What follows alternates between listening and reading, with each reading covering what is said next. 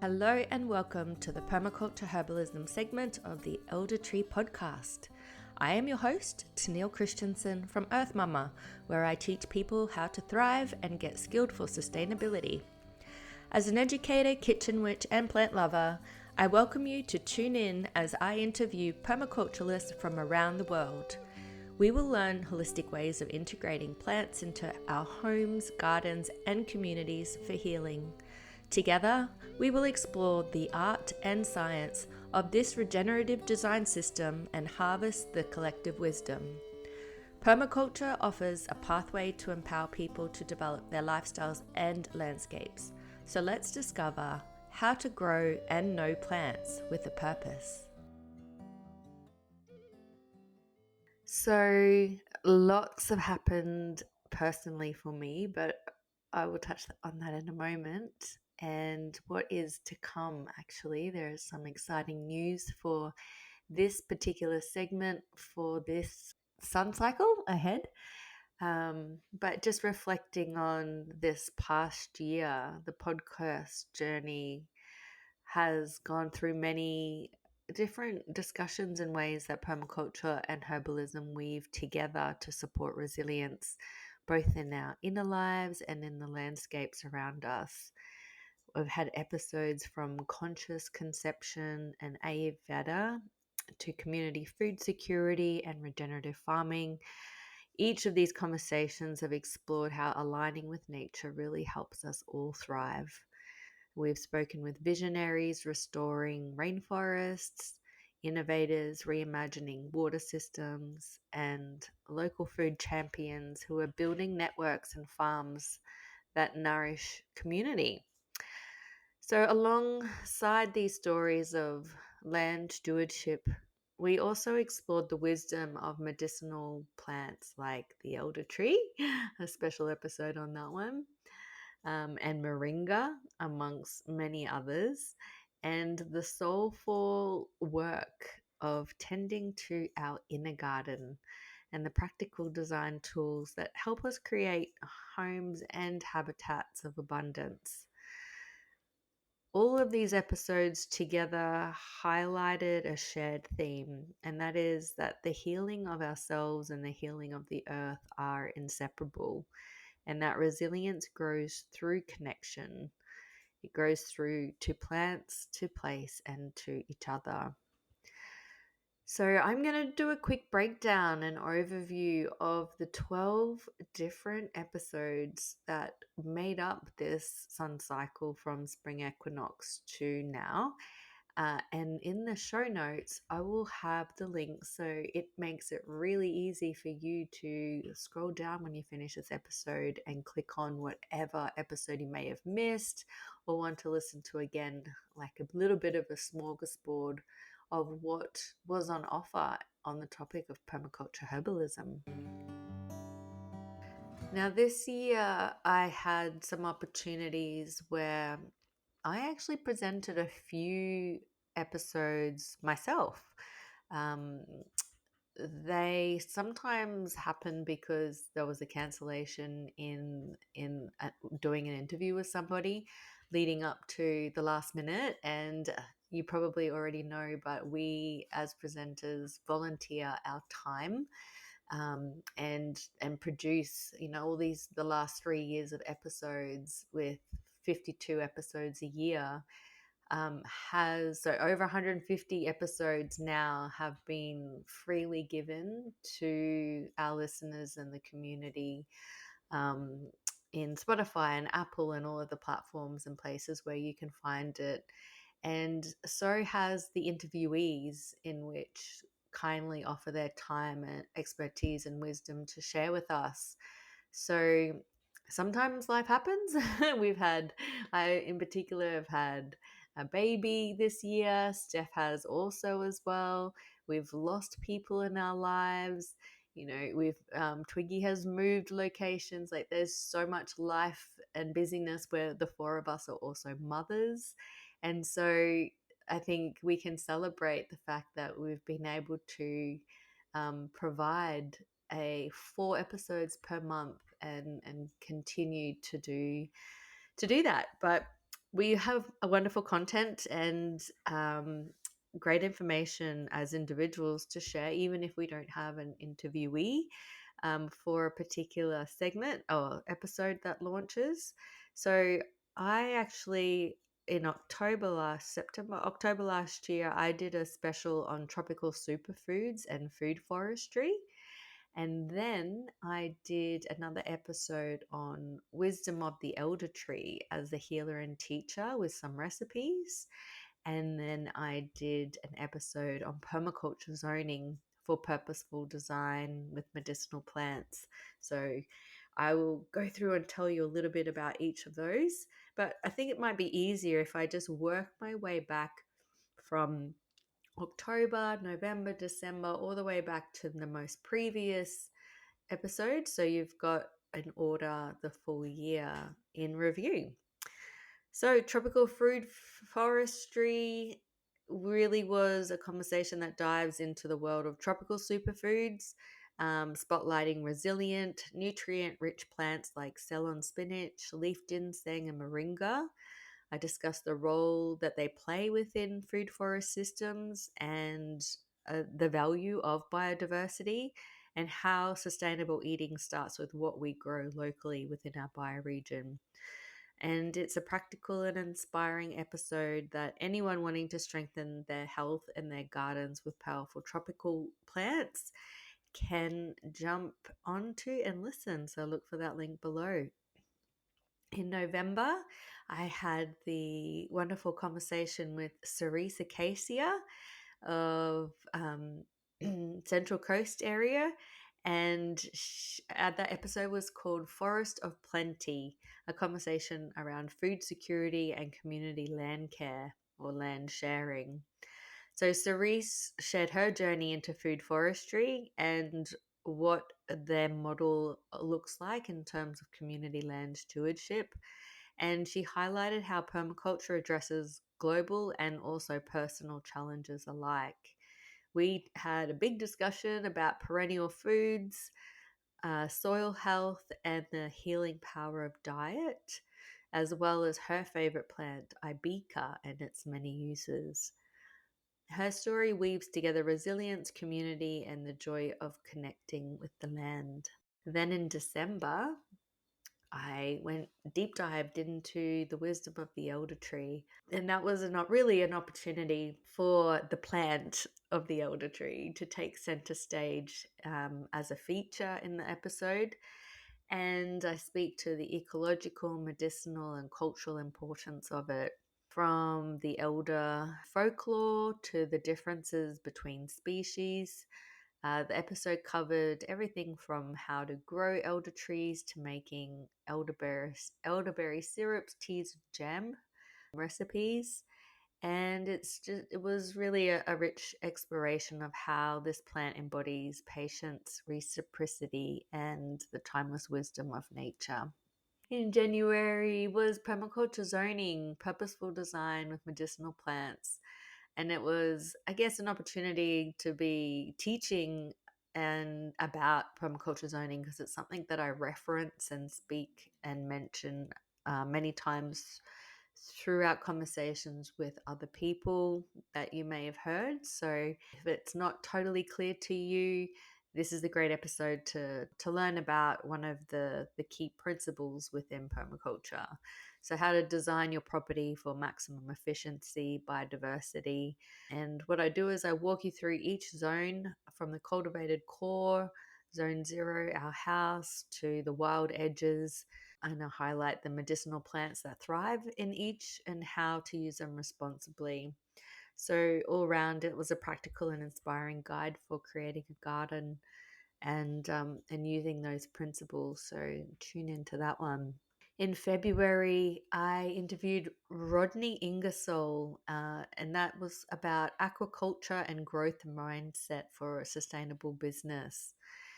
Rodney shared his journey from his international development work in Papua New Guinea right through to now, where he's established a thriving aquaculture farm in North Queensland.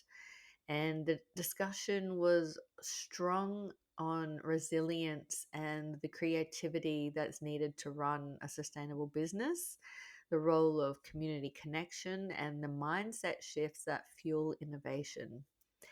It was a powerful conversation about adaptability, accountability, and how sustainable aquaculture supports both ecosystems and people.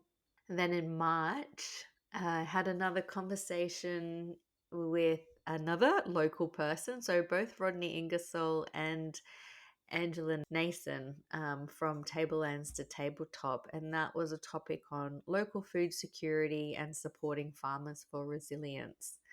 So Angela Nassen brings insight into the challenges and the opportunities of building a local food system in our far north Queensland region. But as I had comments come from other people who listened in, her story and the topics we discussed really is relevant and being experienced in other communities around Australia as well. From fair pricing for farmers to educating communities about seasonal eating, she highlighted why food security depends on both the producers, the farmers, and the consumers, as in us buying and eating, actually working together. And it was really a call to action to support local farmers so that we have a community rooted food networks that are quite resilient, especially when we're seeing these disruptions during flood and climatic issues that are happening each year. And then April was a great opportunity to speak with Toni Perrin about regenerative and collaborative agriculture. So Toni shared her inspiring path from starting out as a home gardener to becoming a regenerative farmer of 99 acres. And she talks about her vision for the North Queensland food systems and inspiring and teaching that for others around Australia, and the importance of collaboration. And it was, yeah, she expressed her inspiration and her dream to be the Joel Salatin of FNQ. So we covered the realities of starting a farm, marketing local food, building the networks of support, and mostly painting a hopeful picture of community driven agriculture that is all focused on regenerative farming. In March, I spoke with Liana Porth about restoring nature with native plants and agroforestry in the Daintree. So, Liana talks to us about the power of native plants and combining them with agroforestry and regenerative land care. So, from a conserving endangered species to integrating bush tucker and cultural traditions, she shows us how personal healing and ecosystem restoration go hand in hand. And she had wonderful stories of herbs, right through to her family lineage and experiences traveling overseas and meeting her grandmother and medicine men that helped her in her journey. So really beautiful stories, and the tree culture that they have in the Daintree, which reminds us of the deep interconnectedness between people, plants, and their place. So that was a lovely conversation. Hey, this is a quick interlude to say thanks for being one of our Elder Tree podcast listeners and to let you know that we need your support. For the past 3 years, we have produced over 150 episodes free to anyone who wants to listen worldwide. Our team of presenters do this on a volunteer basis. And as much as we love doing it and will continue to do it, one way that you could really fuel us is by buying us a cuppa. You can find that via the link in our podcast description, and it's a way for us to really be supported by our community and to keep on doing this really important and great work. Thanks so much. Back to the episode. May was lovely. I got to interview Asha Lily Green, who has been someone who has supported and helped me from an Ayurvedic perspective. So our conversation was around conscious conception and pregnancy with Ayurveda. And Asha Lily, kind of bridges Ayurveda and permaculture in her approach to fertility, conception, and pregnancy. And in the episode, we explored the concept of conscious conception, seasonal nourishment, so eating recipes and meals throughout different seasons, and the role of herbs like tulsi and shatavari in reproductive health. And one of the things she really highlighted was how fertility is not a force, but it's a flow, and that it reminds us that to align with nature's rhythms really is the deepest medicine of all. So beyond applying or intaking herbs, the medicine of seasons and rhythms, and self-care was really insightful. June, yes. We had a great conversation with a local fella called Steve Bonnywell, who is part of Water for All with Unpowered Technology. So it is my intention to actually start to be interviewing more men in this space. I'd say for the whole year, so that was Rodney and Steve. But for the coming year, I already have a few blokes lined up for some interesting conversation as well. But this one with Steve was really interesting because he shared his groundbreaking work in unpowered water technology and landscape rehydration, which are really, really important. So we dived into the potential of innovations that he uses with the Bunya pump, which is a simple low tech solution, and how permaculture principles can guide global water accessibility and the importance of us all rethinking our relationship with the land and water. And his vision is one where ecosystems and communities thrive together with applied design and these simple low tech systems to not only improve land with rehydration to be able to grow more plants, but also from the perspective of mitigation and fire management. And then in July, we had Donna Raymond, who is a very close friend, sister of mine, and very inspiring as well. And so it's been a long time coming to have the space to interview her. And that that was around soul, soil, and mapping the inner garden. So a different kind of conversation where Donna really invited us into the inner landscape of permaculture and herbalism and blended the ancestral wisdom, plant medicine, and what it is to have soulful leadership. So, as an author, we discussed and talked about her book, Maiden to Mother, and the journey of motherhood and how tending to our soul soil, as she puts it, helps us to grow into leaders and living ancestors. I loved it. It was a really rich conversation about legacy, about transformation, and again, about living in rhythm with nature's seasons. The last episode I did in August was with Cecilia Macaulay about permaculture kitchen design. We actually discussed way more than just kitchen design, but that was kind of where we started. And it was lovely because Cecilia really brings her playful yet very wise and profound conversation and concepts on creating homes that truly support well-being.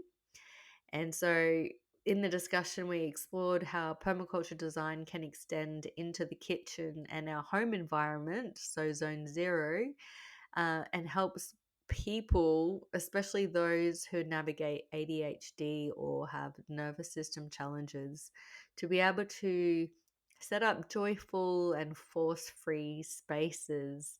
And with her decades of experiences and her philosophy on home harmonizing, she gives us a pathway to to implement different practices and to design our homes, and as especially our kitchens, which is the a home and hearth and the place of creativity and where we spend a lot of our time, so that it makes sense and it's a place where we can relax and create from. So, thanks for listening into, I guess, the synopsises of, if that's a word, synopsis of each of the 12 episodes. That's a bit of a recap of each. Again, just jump into the show notes and check them out. And that's the past. The current, the in the now is an update is I birthed a beautiful, healthy baby boy in June, close to midwinter.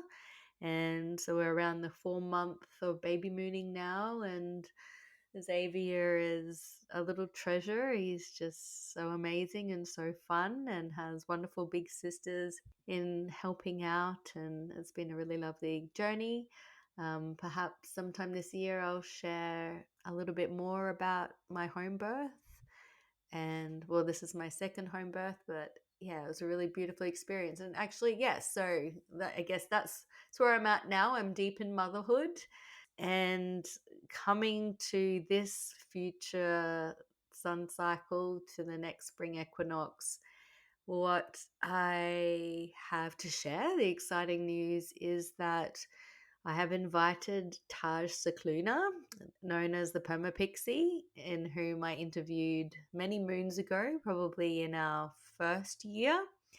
Taj has also been interviewed by Twiggy, so you'll be able to hear some wonderful episodes where she is being interviewed, but this time she's going to be joining me in the Permaculture Herbalism team and producing episodes as the host, which is wonderful because she's got a wealth of knowledge. And something interesting about Taj is that she is a permaculture educator like myself, but she's also a qualified herbalist.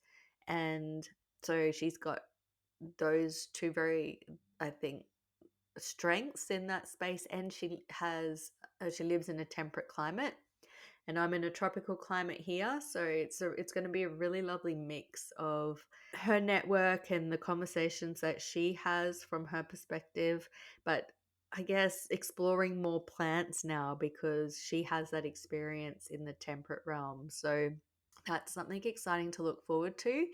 And what that's going to look like is each month we will take turns in putting up an episode. So essentially, you'll have 6 episodes from me this year, and you'll have 6 episodes from Taj. And yeah, please tune into it and leave comments for us and give us feedback about what more you would love to be learning.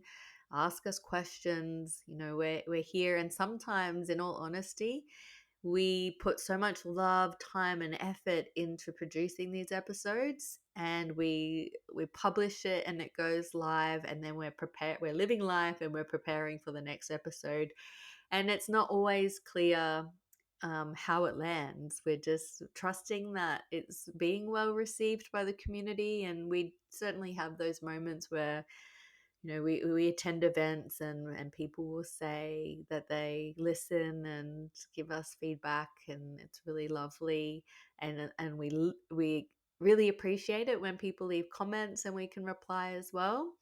But yeah, it would be great to really hear back from you if you're listening to this, and to know that what you do like and what you don't like, or what you would like more of. That helps us and lets us know that you guys are out there tuning in and listening. So that's exciting for this spring equinox to share that Taj is coming on.